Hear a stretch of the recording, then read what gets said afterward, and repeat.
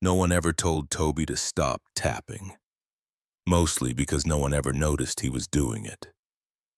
In the back corner of the warehouse where the morning light filtered through dust-caked windows and the buzz of fluorescent lights never quite faded, a boy sat cross-legged on an old tool cart.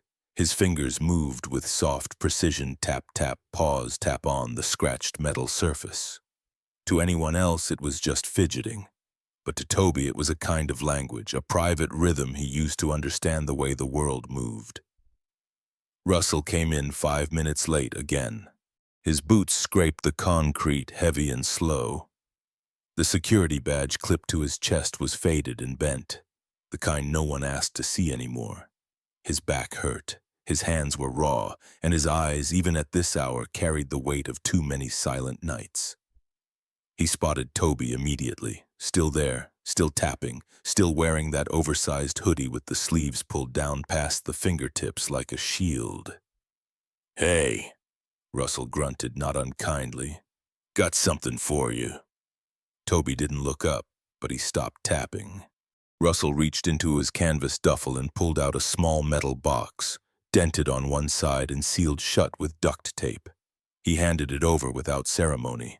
"Found it behind Bay 12, some busted control relay, but it's still got wires inside. Knock yourself out." Toby held the box like it was glass. He didn't say thank you. He almost never did, but the way his shoulders eased said enough. Russell gave a nod, turned toward the maintenance hall, and walked off with the same slow rhythm his son had just tapped out. The box sat in Toby's lap, warm from the morning sun. He peeled back the tape carefully, like unwrapping a gift he wasn't supposed to get. Inside was a tangle of coiled copper, frayed resistors, and a half-melted circuit board. To most, it was trash.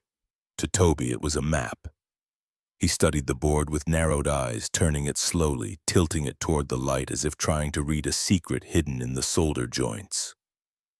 His fingers hovered, then tapped again. 3 taps, then a pause, then 2 more. Somewhere behind the storage shelves, the loudspeaker clicked on. A voice, distant, hurried, announced a systems check on line 4. Toby didn't flinch. He had learned to listen through noise. The box's lid bore a rough engraving, almost illegible now. But if you squinted, you could still make out the words scratched into the tin. "If you touch the right wire, anything will sing." No one had ever told him what that meant, but Toby believed it. Across the floor, a forklift beeped in reverse. A technician walked past, staring into a tablet, never glancing toward the boy sitting against the wall. Another passed with a clipboard, too busy to notice the small hands tracing circuitry like Braille. The world moved. The warehouse lived, and Toby sat in the corner learning its rhythm by heart. He tucked the metal box into the pocket of his hoodie and slid down from the cart.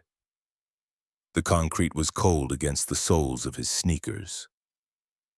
Still tapping lightly against his leg, he walked the length of the bay wall, head tilted, listening.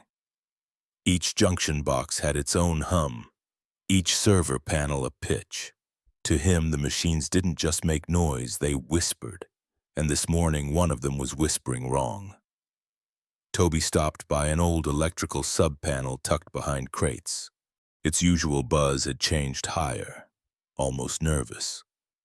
He placed a hand against the casing, not to fix, not to touch, just to feel. Something was off, not broken, just off-beat. He didn't say a word, he just tapped once, then again, and then he walked away. Toby didn't walk with purpose, he wandered, through the rows of machinery and stacked crates, past the hissing valves, humming fans, and overhead belts that moved like slow serpents made of rubber and dust.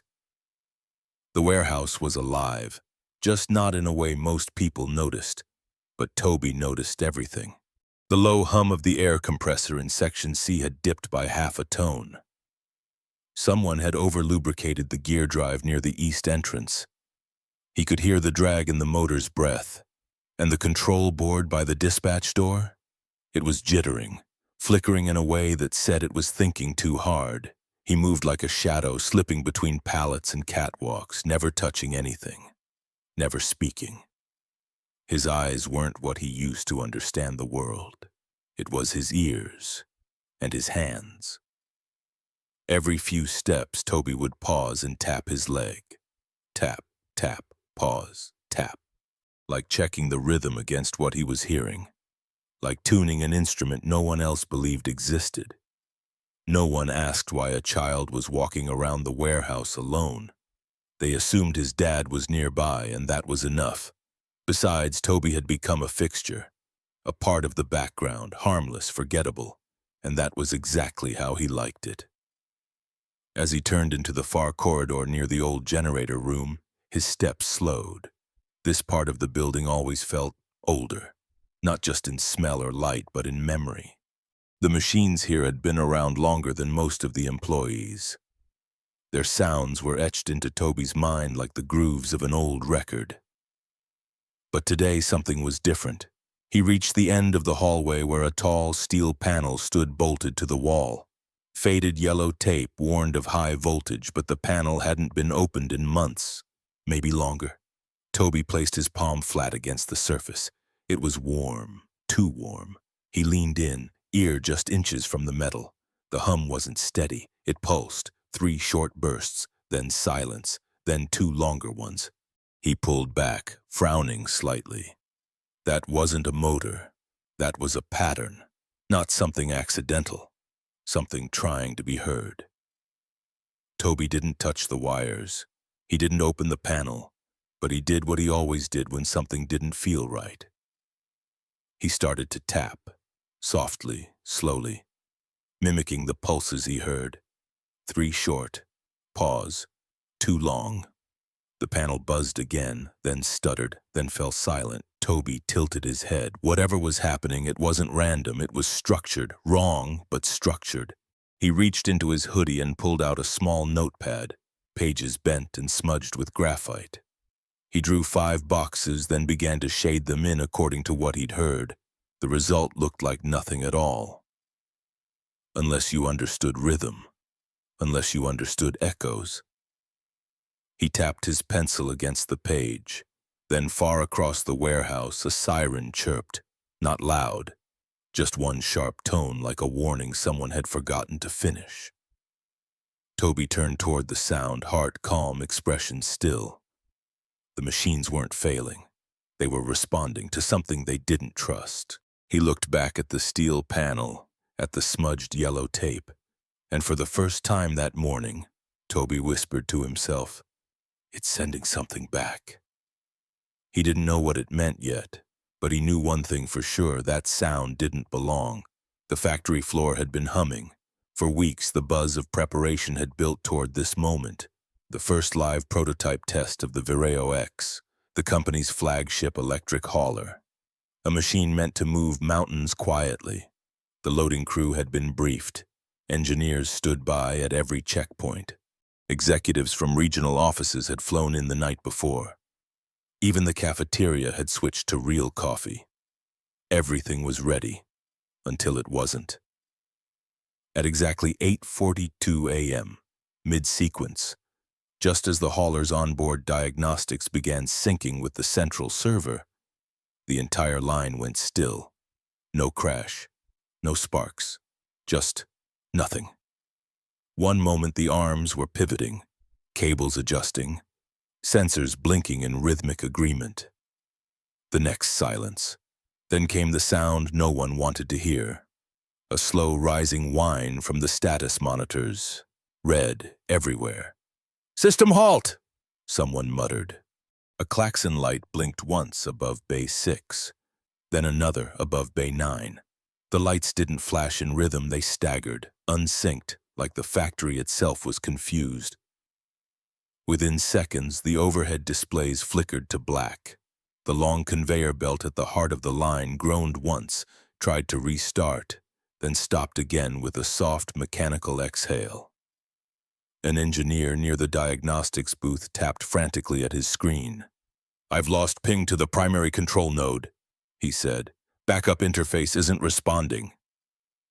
Another voice chimed in from the mezzanine. "Fail-safe switch isn't taking. I think we're locked out." The floor supervisor, a heavy-set man named Vernon, stormed toward the central console, cursing under his breath. He slapped the override switch. Nothing. He tried again. Still nothing. Someone on a walkie began listing error codes. Memory overflow, loopback fault, authentication mismatch. Each word piled on the last like dust on an old shelf, quiet but heavy. Then came the power blink. Just a flicker. A half-second. But enough for the lights to stutter, the vents to pause, the screens to flash white, then black again. Every head turned. In that instant, even the breathing changed. Because this wasn't a crash, it was a surrender. The system wasn't just down, it had given up. Far across the floor, tucked beneath a stairwell, Toby looked up. He had felt the silence before it happened. Now it was everywhere.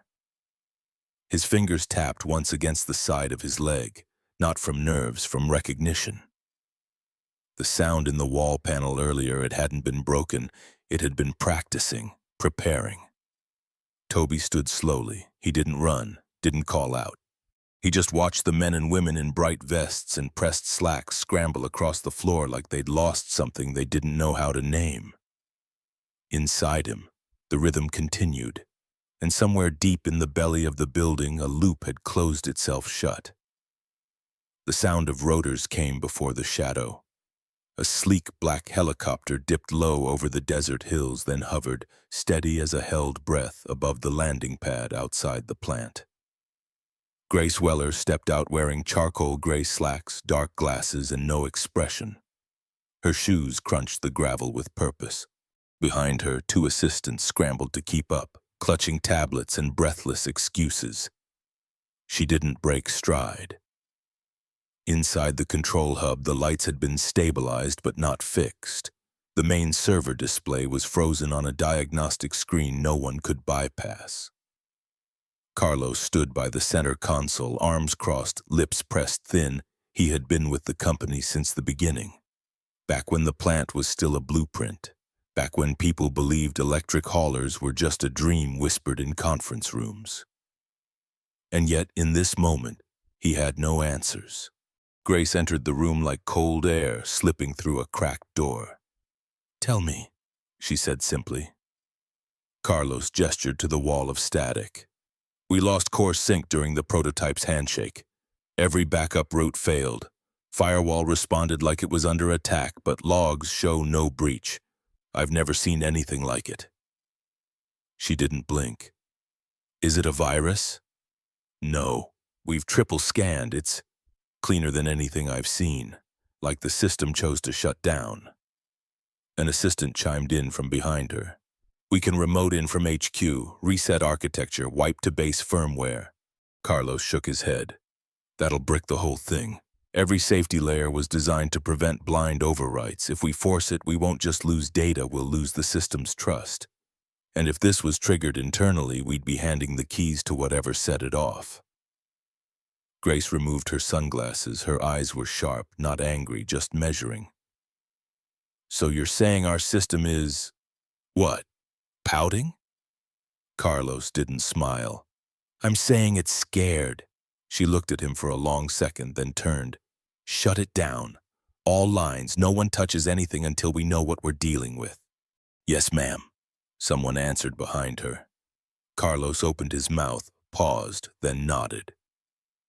As the team moved, Grace remained still for a moment longer, eyes scanning the static on the screen.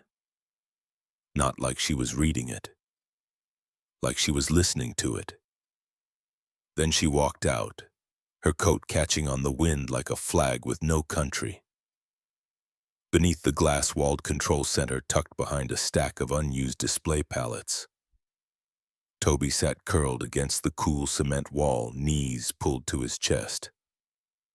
He hadn't planned to eavesdrop. He had just followed the quiet.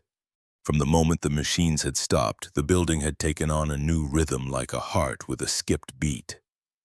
Toby had wandered, then paused when he felt the air change. The temperature shifted, voices sharpened. Now he listened. Not to the words, they were clipped and tangled, half swallowed by jargon. He listened to what came between them. The way Carlos paused before saying trust. The way the woman in heels didn't shout but still silenced the room. The way the machines, even in failure, seemed to hum just beneath the voices as if waiting to be noticed. Toby reached into his hoodie and pulled out the same notepad. He sketched a square, then another. He drew a line connecting them, then a circle that wrapped around both. He wasn't sure what it meant yet, but his hand moved with purpose. Just above him, the meeting broke up.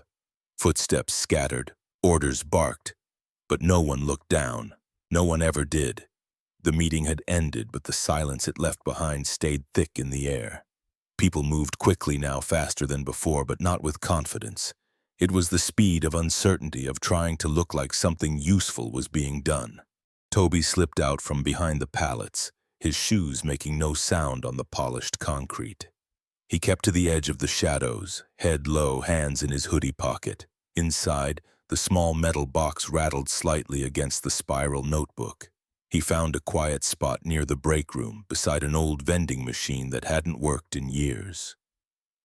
No one sat there anymore. No one cleaned the dust off its glass. It was perfect. Toby sat cross-legged and pulled the box into his lap. The lid came open with a click. Inside were wires he had stripped the night before, small copper pieces, a bent resistor he liked the color of, and the lid itself, silver and scarred, was covered in graphite markings. Most people used notebooks. Toby used metal. He reached for his pencil and began to draw directly on the lid. 5 lines, then 3, then a gap. He shaded in a small section of the corner, paused, and listened again. Somewhere far inside the walls, a pulse of sound repeated. Faint, mechanical, too regular to be error, too imperfect to be intentional. It came every 12 seconds. Not a beep, not a tone. More like a half-swallowed hiccup in the circuitry. A blip that tried not to exist. Toby leaned forward. His fingers began to tap. 1, 2, 3, pause, 1, 2, the same as before, the same as the hum from the panel, but now it was back, and it had moved. He wrote, pattern relocated, still repeating, not alarm, not echo, feels like a knock. He didn't know what that meant exactly, but it made sense in his head. Machines didn't always speak in failure. Sometimes they whispered in rhythm. He closed the box gently, careful not to smear the markings, and slipped it back into his hoodie. Then he stood up. The building around him was loud again. Footsteps, chatter, the rattle of tools. But beneath all of it, he still heard the loop. 12 seconds apart, still knocking, still waiting. The conference room on the second floor was all glass and gloss chrome trim, polished floors, untouched whiteboards. It had been built for certainty, for people in suits who pointed at charts and moved zeros with their fingers. Today it was a bunker. Carlos stood at the center, voice low but tight, updating a room full of executives who were still pretending this was temporary. Loop commands are originating from within the main logic stack, but no one can find the initiating file. It's like the system wrote it for itself. One of the younger tech leads interrupted. So it's evolving. You're saying we accidentally made it self-aware? No, Carlos replied, jaw clenched. I'm saying someone trained it not to trust us. That's not awareness, that's defense. A low murmur filled the space. Grace remained still at the far end of the table, arms crossed, tapping one finger against her forearm in a slow, steady rhythm. Then a voice spoke, not from the console, not from any team member, but from the open doorway. It's not trying to fight you. It's just stuck. Heads turned. Toby stood in the doorway, small hands in his hoodie, eyes fixed on the glowing panel behind Carlos. No one had seen him enter. For a second, the room froze, not in anger, but in confusion. A maintenance worker's kid? How did he even get up here? Someone moved to shoo him, but Grace raised one hand barely. Enough to stop motion. Carlos took a step forward. I'm sorry, buddy. This isn't a safe place to... Toby interrupted, voice flat but calm. It keeps sending the same request over and over, but it's not being heard, so it loops. That's not failure, that's panic. No one spoke. He continued, stepping inside. I think one of the response nodes is muted or blocked, maybe on purpose. So the system keeps knocking, trying to get through. One of the engineers near the table scoffed. Look, this is cute and all, but we're not going to take diagnostics advice from a... Grace cut in, her voice quiet but razor sharp. Finish your sentence. The room fell quiet again. The engineer cleared his throat and looked away. Carlos crouched slightly, looking at Toby on eye level. Which node, kid? Toby didn't answer immediately. He reached into his pocket, pulled out his metal box, and placed it on the glass table. He flipped the lid open. Inside was the diagram scrawled in graphite, scratched into aluminum. A tangle of symbols and shaded blocks. He pointed to one corner. Here. This is where the rhythm changes. It's different from the rest, like something was layered on top, then hidden. Carlos stared at the markings. He recognized the system structure, not exact, but close enough to be alarming. Toby wasn't guessing. He was listening. Can I see the latest log report? The boy asked. No one moved. Grace tilted her head. Give it to him. Someone slid a tablet across the table. Toby didn't swipe or scroll. He tapped, slowly, carefully, then nodded once. Line 38, it's echoing the wrong address. That node doesn't exist anymore. Carlos checked. His face changed. He didn't say anything. He just looked up toward Grace, who met his eyes without blinking. Then he turned back to the boy. Come with me. And just like that, the room full of adults followed the smallest one among them. The hallway to the sub-level control bay was narrow and humming. Not loud, but steady, like a spine made of wire and current. Carlos walked ahead, his ID badge bouncing lightly against his chest. Toby followed behind, hands still buried in his hoodie. Neither of them spoke until they reached the lift. Carlos pressed the button. The door slid open with a low, metallic sigh. As the elevator descended, Carlos finally asked, without looking, How did you know what to listen for? Toby shrugged, eyes fixed on the blinking floor numbers. I don't know. It just sounded wrong. Carlos studied the boy in the dull reflection of the elevator walls. You see patterns? Toby nodded. You understand machines? Another nod. Carlos leaned back slightly. When I was your age, I used to take apart old radios. Drove my mom crazy. I'd steal wire from the garage, try to build my own speaker systems out of cereal boxes. Never worked, but I could hear when something was out of phase, even before the needle moved. Toby finally looked up at him. You fix them? Not always, Carlos said, but I learned why they broke. The elevator dinged. They stepped out into the control bay, a windowless room lined with circuit panels, rack servers, and cooling fans that whispered like a distant ocean. Toby didn't flinch. His eyes scanned the room with quiet intensity, taking in the color of indicator lights, the temperature of the air, the soft whir of motorized fans. Carlos gestured to the central console. You said the signal's bouncing to a dead node. Can you show me how you found that? Toby nodded once. He moved toward the terminal but didn't sit. He stood just close enough to read the screen, then reached into his hoodie and pulled out the metal box again. He tapped gently on its lid, matching rhythm to a low-pitched pulse in the room. 3 short. Pause. 2 long. Carlos didn't interrupt. He watched. He listened. After a moment, Toby said, This is the pulse, but it's not going anywhere. It's bouncing off a wall. He pointed at a line of code scrolling on the side display. That wall. Carlos followed his finger, and for the first time in hours, something clicked. He turned back to Toby.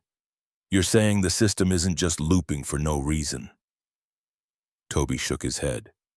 It's trying to say something, but it doesn't remember who to say it to. Carlos leaned against the edge of the console, arms crossed.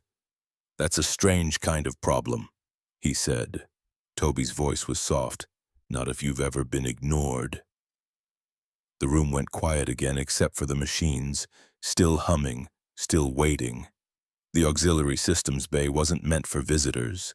It was dim, cluttered, and pulsing with quiet life-blinking lights, soft fan murmurs, cables running like veins through open panels. When Carlos and Toby stepped in, a few heads turned. Two techs at the far terminal paused mid-sentence.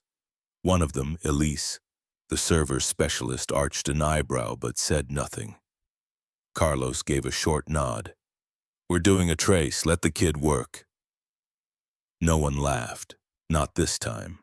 Toby walked straight to the panel marked Signal Redundancy Group B. His fingers hovered above the keys, not touching, just feeling the heat radiating off the casing. The hum here was different. Not broken, not loud, just anxious. He turned slightly. "Do you have a terminal that's not locked to admin mode?" Elise hesitated, then pointed. "Side B, third row." Toby approached it, tapped the spacebar.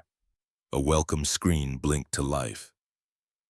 He entered a local command string, something simple, non-invasive. The window that opened was filled with diagnostic logs. But Toby wasn't reading them. He was listening to the pattern as they loaded. Each pulse matched the one from earlier.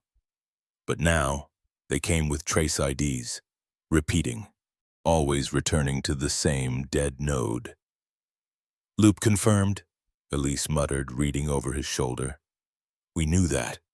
Toby shook his head. "But the loop isn't collapsing."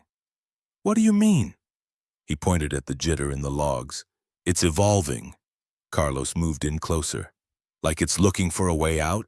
"Yes," Toby said, quiet but firm. "Like it remembers it used to connect, and it's still trying, but it's talking to a void." Elise frowned. "So why hasn't it failed out completely?" Toby opened his metal box again, traced a circle around a shaded area of his diagram. "Because someone taught it not to give up." A long silence followed. Carlos exhaled. "He's right. That's a resilience script buried deep. I've seen that structure once before in a test sandbox from 6 years ago. We scrapped it before launch. No one was supposed to keep that code." Another tech stepped forward. "Can we bridge it manually? Give it a fake node to land on?" Toby nodded slowly. "Maybe, but not if it knows it's fake. It has to feel real. It has to believe someone's listening again." A pause. Then Elise stepped back and made space. No resistance, no smirks, just quiet recognition. Carlos turned to the group. "Let him try." Toby sat down. For the first time in the room, he took the keyboard in both hands. He didn't type quickly. He typed in rhythm, like a song, like a call and response. The lights on the signal board began to shift, still red, but pulsing in sync now. Less erratic, then a low chime, soft, tentative. The kind of sound systems make when they find home again. No one clapped, but Elise's eyes met Carlos's and something unspoken passed between them. Not amazement, recognition. They hadn't fixed the problem, not yet. But for the first time, the system wasn't resisting. It was listening. And so were they. The terminal room quieted, not by order, but by instinct. Something about the way Toby sat still, upright, one hand on the keyboard and the other hovering just above the metal box made people pause. Not because he looked confident, but because he didn't look afraid. The hum of the auxiliary network returned in slow waves like a tide coming in. Lights flickered. Diagnostics blinked without rhythm. The system was waking up, but cautious. Toby pressed a single key, waited, pressed another. Then he leaned in, ear closed not to the screen, but to the side of the console where the internal fans whirred and clattered. He tapped lightly on the desk. Tap, tap, pause. The screen responded. A soft blue hue pulsed along the lower frame, an undocumented feature, something the engineers didn't even remember existed. Elise stepped closer. He's syncing with the thermal buffer. Through rhythm? Carlos didn't answer, because he'd seen this before once, long ago when a test group of junior coders tried to build a responsive interface using heartbeat sensors and haptic pads. It had failed in formal trials. Too unstable, too intuitive. But here it was again, alive, and somehow it recognized him. Toby tapped once more, then shifted his hand slightly to the edge of the keyboard. He didn't press, he drummed, like a soft percussionist calling the system forward. A diagram appeared on screen, not from a command. It just faded in. A node map, dozens of circuits and subroutines, all looping back to a single blank space. Toby pointed. That's the dead node. He tapped twice more. A signal trace lit up, then blinked away. It wants confirmation, he murmured, but only from a trusted source. Carlos's voice was barely above a whisper. And it thinks you're it. Toby nodded, almost absent-mindedly. He adjusted his tapping, slower now. 2 beats, rest, 1. The screen responded. A green flicker, then another. Across the room, a small monitor pinged, then another across the far wall. The room lit up with subtle motion fans adjusting, drives spinning up. It wasn't full activation, but it wasn't rejection. The system wasn't rebooting. It was returning. Toby opened his metal box again. Inside, his pencil diagrams had shifted with new additions, more curves, more loops, fewer sharp edges, like a map drawing itself softer. He added one more line, then whispered, not to anyone, you don't have to fight anymore. The lights on the board pulsed once, then held steady. No flicker, no protest, just quiet, accepting light. Carlos stood back from the console, arms crossed tight over his chest. He wasn't watching the screen anymore. He was watching the boy. Toby wasn't entering commands. He wasn't debugging or restoring.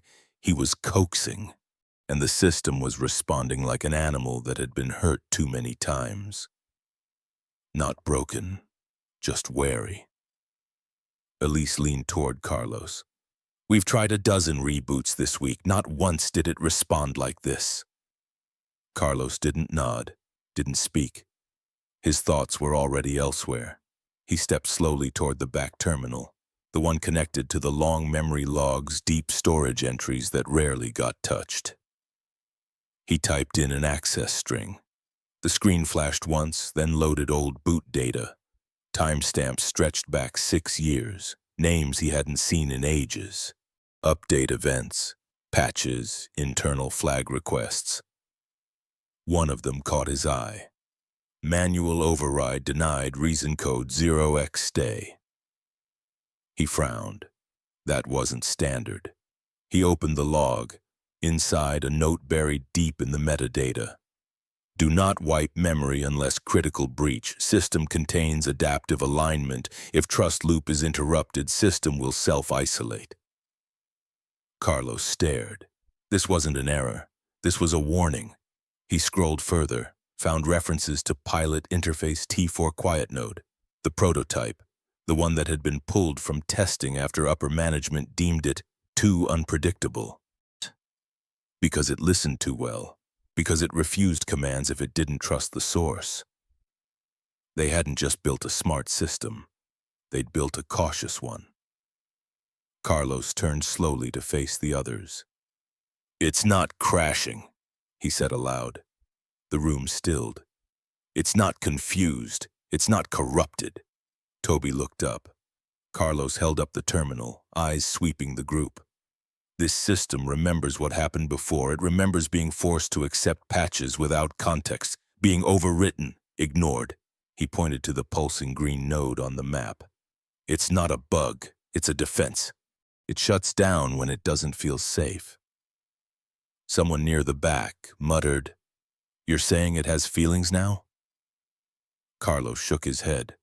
No, I'm saying it has experience. Elise stepped forward. Then why respond to him? Carlos glanced at Toby, who was gently tracing one loop in his diagram. Because he didn't tell it what to do, he asked what it needed. Silence settled over the room. Toby tapped once, softly. A light blinked in return. Carlos closed the terminal slowly, voice lower now. We've been treating it like a machine to control. It was designed to be a partner. But we made it afraid. He turned to the room again. Now we have to earn it back. No one argued. Not this time. Russell arrived at the control room like a storm that hadn't quite decided whether to rain. His boots slammed the floor louder than necessary. His eyes scanned fast, jaw tight, shoulders squared like a man preparing to fight not with fists but with words sharpened by years of being ignored. When he saw Toby sitting at the console, his whole body stopped. There was no mistaking it. His son. Surrounded by glowing screens, blinking machines, and half a dozen strangers who had no idea what it took to get that boy out of bed some mornings. "Toby," he said sharply, more from shock than anger. "Get up!" Toby didn't move. His hands hovered above the keys, his eyes stayed on the screen. Russell crossed the room in 5 steps. "You're not supposed to be here," he said, voice low now, jaw clenched. "You don't just walk into these places like you own them. You don't get involved in things that can get you hurt." Carlos stepped forward. "He's not in danger." Russell shot him a look. "You the one in charge here?" "I'm the one who asked him to help." Russell blinked, as if the sentence didn't compute.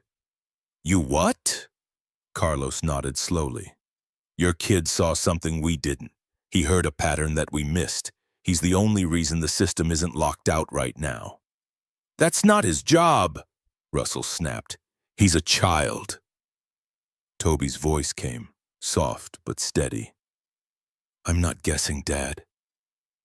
Russell turned, eyes softening but still fierce. "I know you're smart. I know you've always had this way with sounds, but this isn't a puzzle in the garage. If you mess something up in here, it's not a toy that stops working. It's a $1 million system."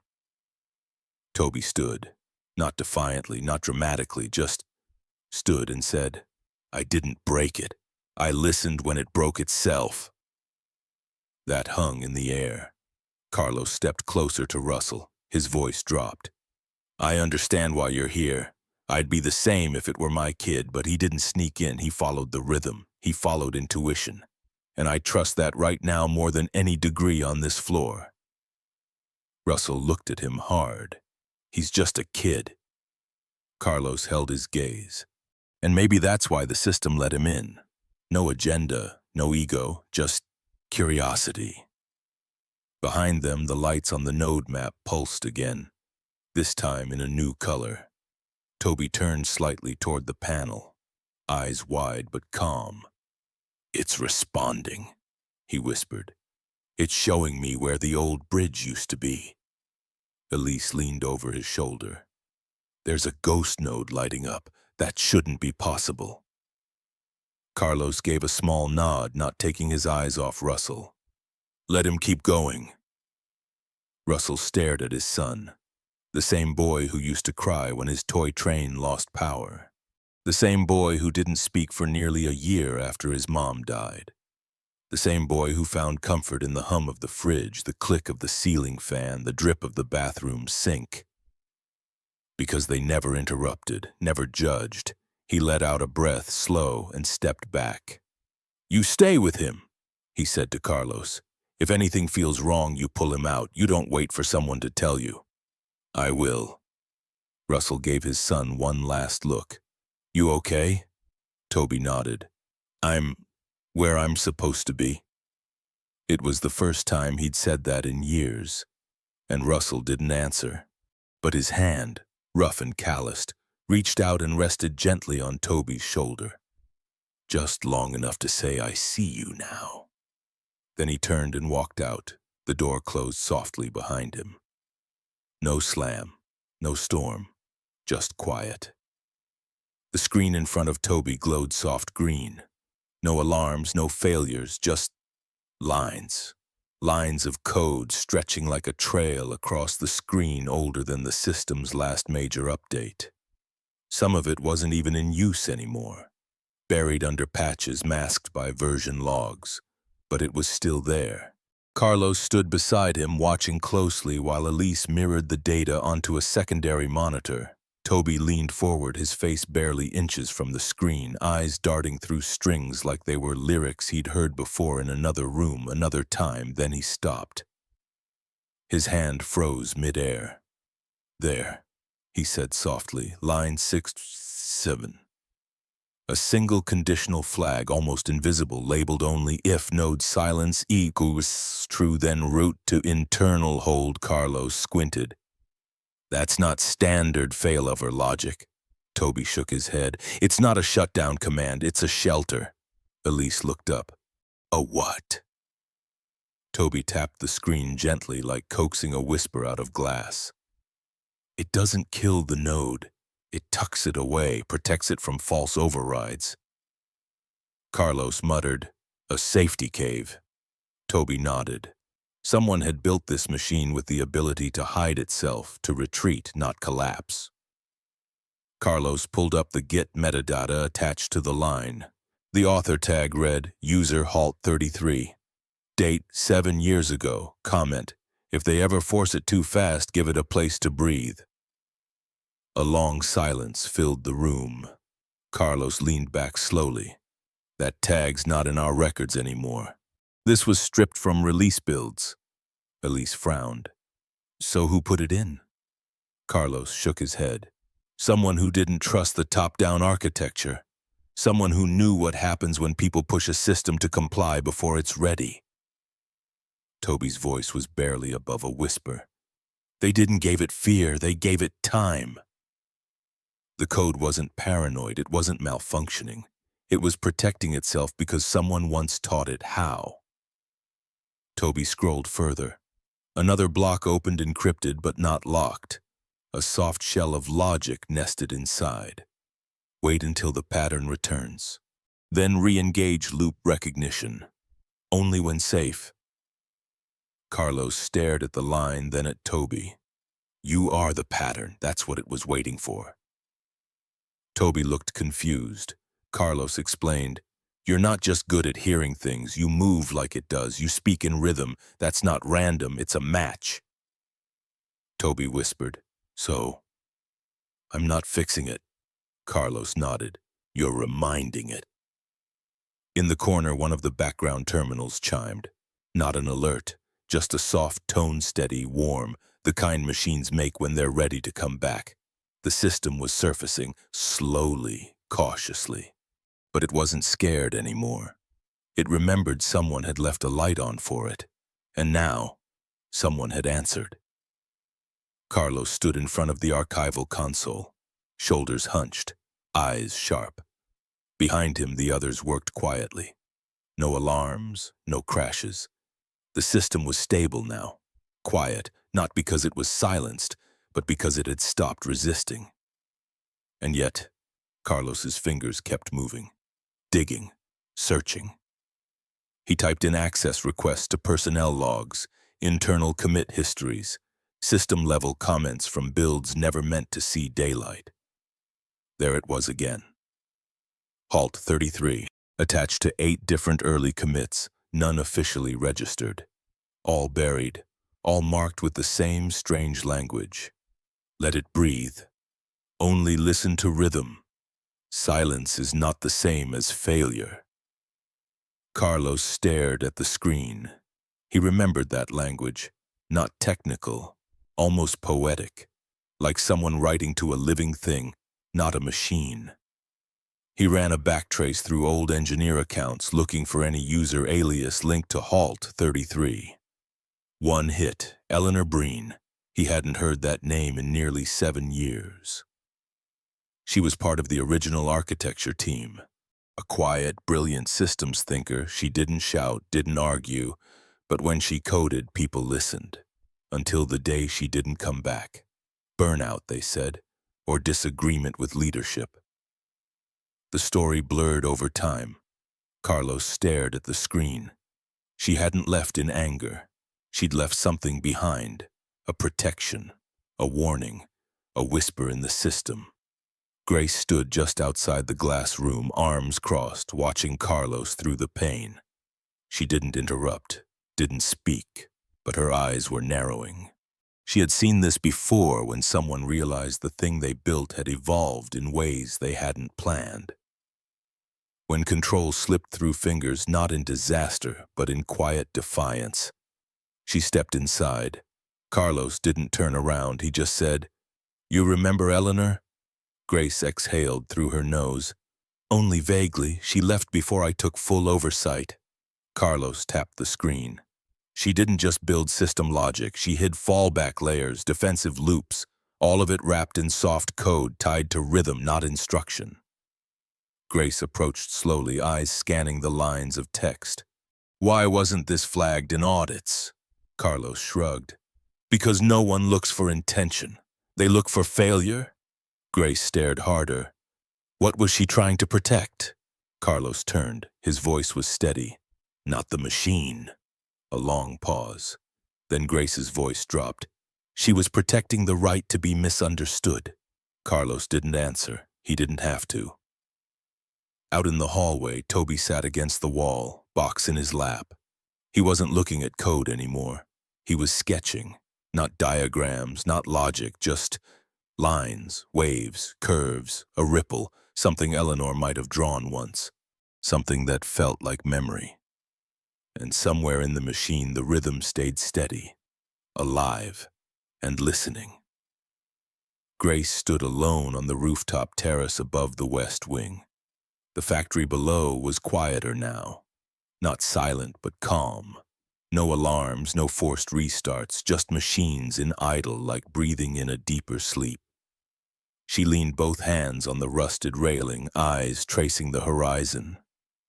Beyond the dry hills, the sun was dropping into haze, painting the sky with that soft, tired gold that only came near the end of long days. She hadn't stood here in years, not since the early months, back when the plant was still half built.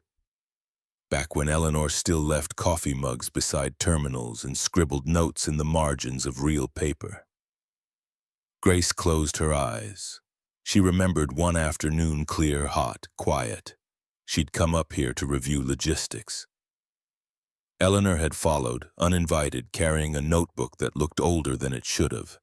She hadn't said much, just stood beside her watching the wind move the scaffolding like loose bones. Then she asked, "Do you ever wonder if we're designing something that's smarter than we are, but sadder too?" Grace hadn't answered. Didn't have time for riddles. But Eleanor had smiled soft, like someone forgiving you in advance, and she'd added, "It's okay if they don't always understand, as long as something inside the system remembers to wait for kindness." Grace had forgotten that moment, pushed it aside under layers of reports, meetings, deadlines, until now. Until a boy with quiet hands and rhythm in his bones brought the system back not with force, but with recognition. She opened her eyes. The plant stretched below, full of quiet motion. And there, across the way, near the edge of the loading dock, Toby sat cross-legged, tapping lightly on the lid of his tin box. Not working, not analyzing, just playing. And the system responded, blinking in time, slow and steady like a heart relearning how to beat. Grace didn't smile, but she didn't leave either. She just stood there, breathing in the dust and gold of the evening, remembering what it felt like to build something that listened back. Toby sat alone in the back diagnostics room, the metal lid of his box open beside the keyboard. Lines covered the inside surface now, loops, curves, interrupted shapes that made no sense to anyone else. But to him, they moved. They pulsed, like sound in still form. He'd been tracing a new rhythm, one the system sent back after the last unlock. It wasn't data, it was design.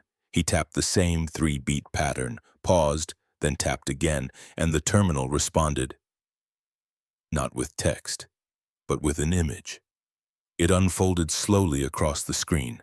A shape, circular, fragmented, and then, over it, lines. Toby blinked. It was his diagram. Not exactly, but close. Too close. He pulled the box into his lap, turned it just right so the lid caught the screen's light. The overlay matched, line for line, curve for curve. He reached for the pencil in his hoodie and traced the overlapping loops on both surfaces, one on metal, one on glass. The match was perfect. Then he saw the footer. In the bottom corner of the screen, E. Breen. Sketch layer 04. His breath caught. He knew that name. Not from the system, from his past. A hallway, a waiting room. Years ago, a woman who sat beside him while his father filled out work forms. She had handed him a pencil without saying anything. Watched him draw on a napkin. Then, without asking, she'd added to it. Not correcting. Just echoing what he started. They'd sat there for almost an hour, never speaking, just passing the pencil back and forth. And when they left, she'd handed him the napkin folded twice, said only, "You see in waves, keep drawing." He'd kept it for a while, but paper fades, memories blur. Still, he knew now. That woman hadn't just seen him, she'd understood him. And then she'd built something that moved like he did, that listened like he did. Toby leaned back, eyes wide, heart full of something too big to name. She wasn't part of the system. She was the shape of it. And maybe, just maybe, she'd left it waiting for someone like him. Russell sat alone in the break room, elbows on the old metal table, a coffee mug between his hands he hadn't sipped from in 20 minutes. Outside the frosted glass, the plant moved in quiet rhythm. Not broken, not fully healed, but breathing. He stared down at the scratches on the tabletop, names etched into the paint, idle doodles from long-gone shifts. Then his gaze shifted. One line caught his eye. A swirl, faint, deliberate, a wave, drawn once in pencil, half erased by time. He reached out, touched it gently. It wasn't random. He remembered now. The woman from years ago, Eleanor. She used to linger in corners watching machines the way artists watched rain. She didn't shout like the other engineers, didn't chase promotions, she just listened. And one day, she sat beside him during a systems check that went 4 hours longer than scheduled. He was running diagnostics on a loader bay, frustrated because the logic kept failing without a clear fault. She hadn't offered advice, just hummed a rhythm under her breath, soft, patterned. He remembered snapping, "If you've got something useful, say it." And she'd replied, not offended, just calm, "You ever think the system's not failing, just protecting itself from a pattern it doesn't trust?" He'd brushed it off. Didn't have time for riddles, didn't believe in code that could feel. Now, he wasn't so sure. He leaned back, staring at the quiet hum of the lights overhead. Maybe she hadn't left because she was tired.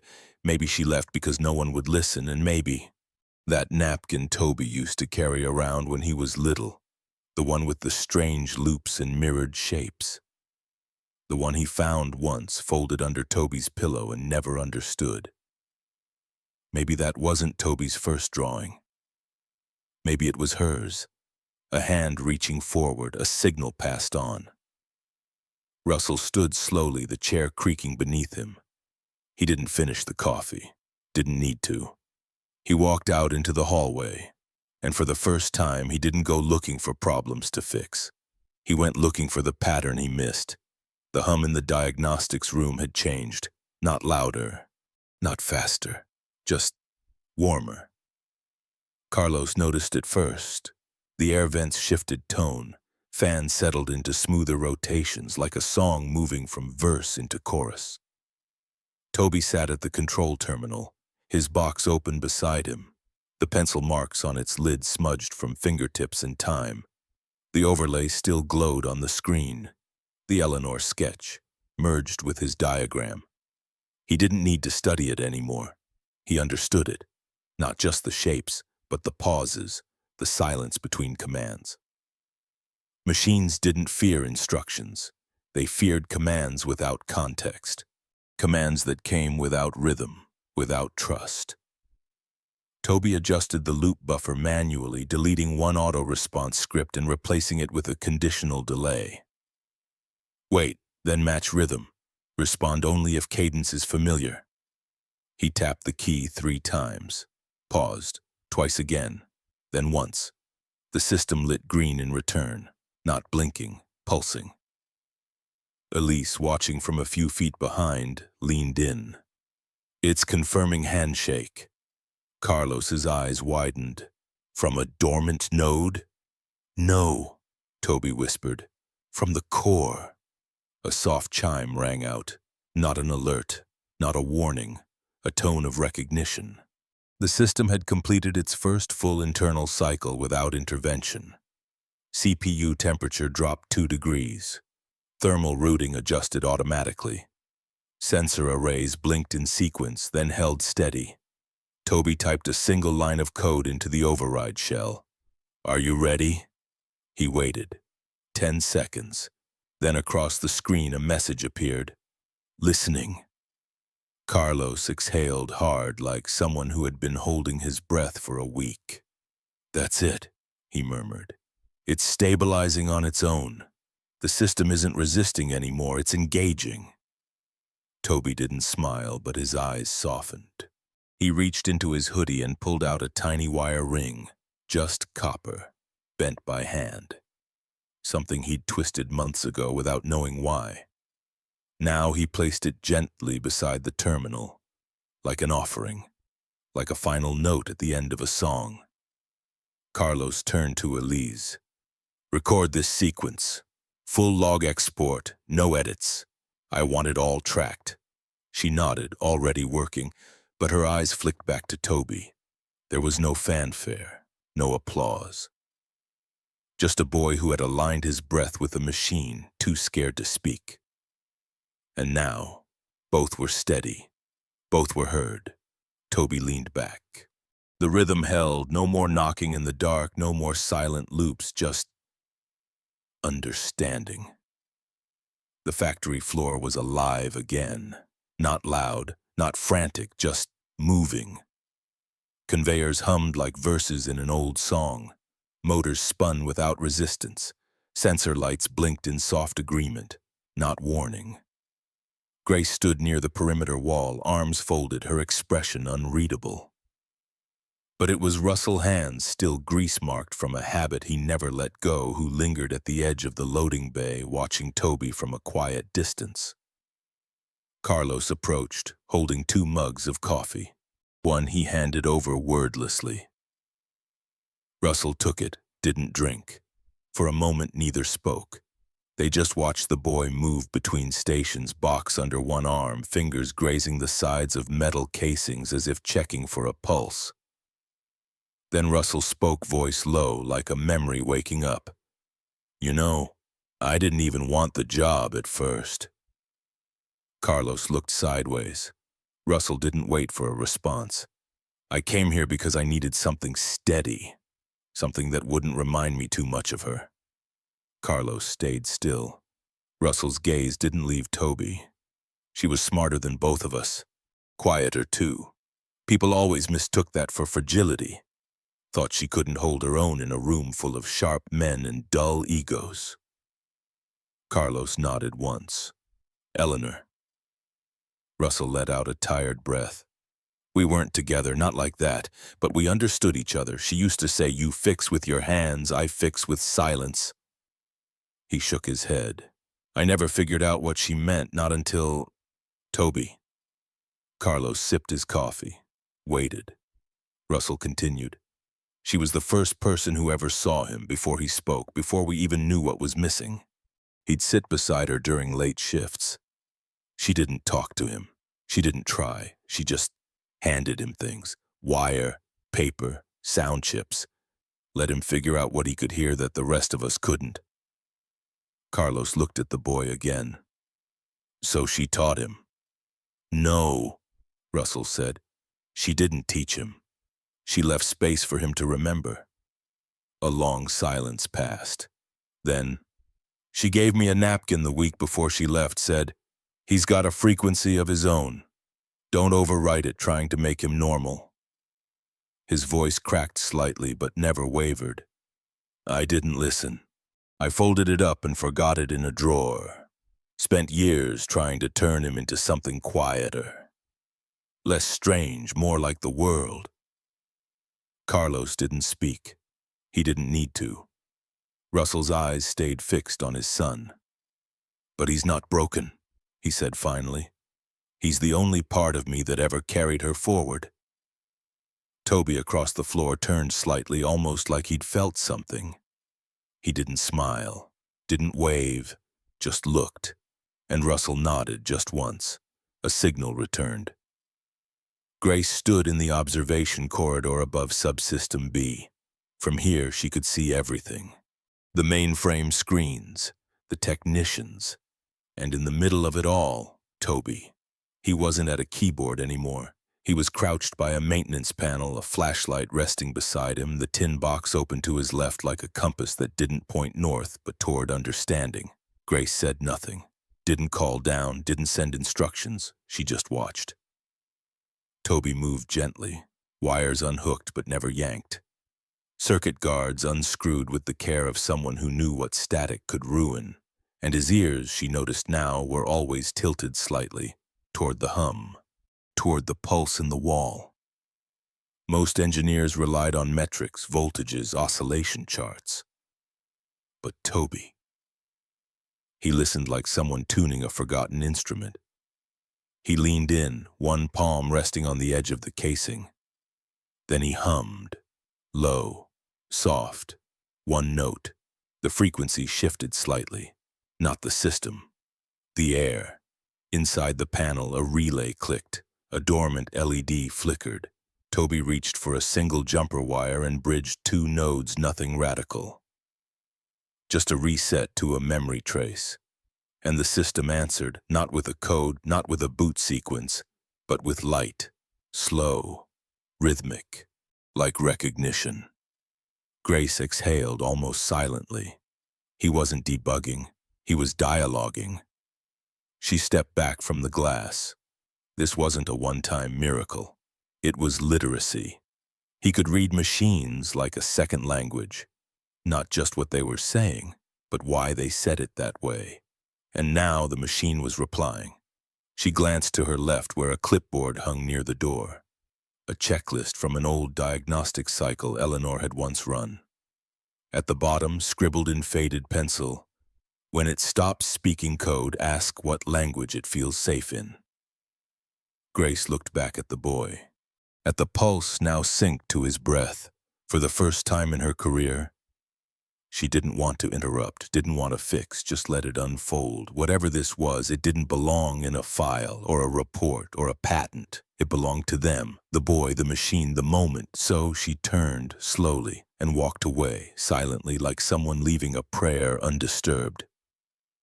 The factory was running again, not at full speed, but breathing. Lines moved, systems recalibrated, no errors, no red flags. Only soft green pulses and gentle hums like the place itself had remembered how to move without fear. Toby stood near the center console, his hoodie sleeves pulled over both hands, eyes scanning the node map one last time. The loops were clean now. No collapse. No forced correction. Carlos approached from the far side, not saying a word. Toby turned slightly. Their eyes met. That was enough. Russell stood by the doorway, arms crossed but loosely this time. His jaw unclenched, his breath even. He didn't speak either, didn't need to. Toby reached into the front pocket of his hoodie and took out the tin bar, dented edges, pencil marks, one corner taped shut, more than just a tool. It was the only place he'd ever allowed his thoughts to live outside himself. Without ceremony, he placed it on the console desk, not in the middle, just slightly to the left where someone might notice it or not. He tapped once on the lid, soft, like a goodbye in code. Carlos looked at the box, then at the boy. You sure? Toby nodded, not fast, but certain. It's not for me anymore, he said quietly. Behind him, the main display pinged. A soft tone. 3 notes. Then a pause. Then again. Carlos froze. That's your rhythm. Toby didn't answer. but his eyes softened. The machine remembered, not because it was told, because it had been heard. From across the room, Elise stepped in, holding a clipboard. "I'll have records exported, logic trees archived, backups tripled." Carlos held up a hand, not to stop her, just to pause. Then he looked back at Toby. "You going to build something new?" Toby shrugged. "I don't know." Russell approached, standing just behind his son. "But you'll listen for it," he said. Toby nodded. Russell placed a hand on his shoulder. "Not guiding, just grounding." They turned together and walked out the side exit. The factory kept humming, and on the desk, the tin box stayed. Still, closed, waiting, not for noise, but for someone else to knock. The director's office hadn't changed much over the years. Same frosted windows, same wooden chair with the one leg that creaked when you leaned too far left. Same outdated plant in the corner, somehow still alive. Grace stood near the desk, arms loosely folded, watching the screen on the far wall loop the latest system report. No criticals, no flags, just cycle complete, listening enabled. The knock was soft. She turned as the door opened. Russell stepped in first, hat in hand, face clean-shaven for the first time in weeks. Behind him, Toby entered quietly, hands in hoodie pockets, gaze steady. Grace didn't sit, neither did they. There was no need. "This place seems different," Russell said, voice low. "It is," Grace replied, "but not because of the system." Toby stepped closer to the desk. The corner lamp cast a soft glow across the surface. Grace watched him. He didn't shift uncomfortably, didn't ask questions. He simply reached into his hoodie, same motion, same pocket, and pulled out something small. A card. Not the tin buck, not a drawing. A security badge. The kind used by full employees. Level 3 clearance. It had no photo, no department listed. Just a name printed simple and quiet. T.W. Halt. Toby placed it gently on the desk. Grace looked at the card, then back at the boy. "You kept it?" He nodded. She tilted her head. "You know we never activated it." "I know," he said, then, after a beat. "But it opened the door anyway." That made her smile, just a crease at the edge of her mouth. Carlos had left the card on her desk 2 nights ago, no note. Just that same strange logic loop Eleanor once taught them all. If it's not official, let it matter anyway. Grace looked down at the badge. "You want it back?" Toby shook his head. "Someone else might need it more." Russell cleared his throat gently. "We won't be staying in town long." Grace nodded. "I figured."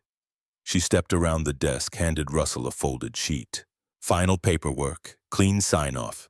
Your contract closes at full rate, no penalties." Russell raised an eyebrow. "That's generous." "You both gave something back," she said.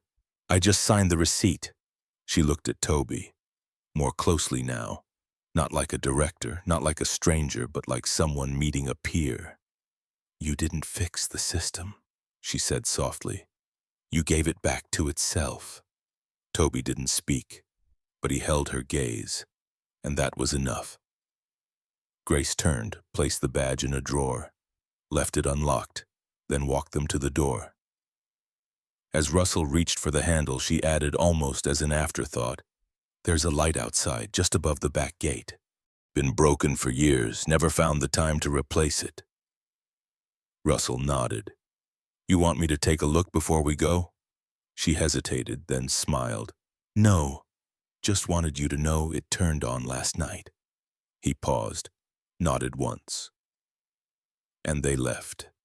That evening, long after the plant lights dimmed and the screens fell into quiet standby, Grace stood by the window. Outside, beyond the lot, a single porch-style bulb glowed above the back gate, soft, steady. No one had wired it. No one had filed a request. It just remembered, and maybe. That was enough. The motel room was small, quiet, and smelled faintly of dry curtains and warm dust. Toby sat cross-legged on the floor beside the low coffee table. The box sat in front of him. It was open, not like before where it guarded everything he couldn't say, but open like a book someone had already read, cover softened by time. Outside the window, Russell was checking the truck. The motel sign buzzed softly above the parking lot. Toby wasn't packing. He wasn't checking anything. He was drawing, not in a notebook, not on the table. He was sketching directly onto the inner lid of the tin box, the last empty quadrant. The pencil moved slowly, rhythmically, like breath, like he was following something, not inventing it.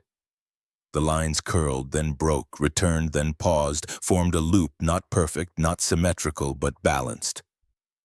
A signal repeated, then faded, then rose again. He added a final arc, then stopped. Lifted the pencil, and the moment he did, a faint glow pulsed from the inside edge of the box, not bright, not dramatic, just a warm, slow flicker right at the seam where the tin met the hinge. Toby didn't react. He watched it, like watching an old friend remember your name. The glow pulsed again, 3 times, then paused. He smiled, just barely. It wasn't electricity, it wasn't logic, it was resonance. Some remnant of the system, maybe the memory coil he once tucked inside. Responding not to code, but to the shape of what had been healed. He reached into his backpack, pulled out the soft cloth he kept his old audio jacks in. Wrapped the box, slow, careful. Then placed it into a drawer in the motel's tiny desk. He didn't lock it, didn't label it, but in the inside corner he slid one final slip of paper. It read, "If you hear something strange, wait. It might just be remembering you." Later that night, the motel sign still buzzed. Russell was asleep on the bed, snoring lightly. Toby lay awake, staring at the ceiling fan. Not thinking, just listening. And somewhere inside the drawer, the tin box glowed once. Soft, steady, a rhythm held, and nothing was broken.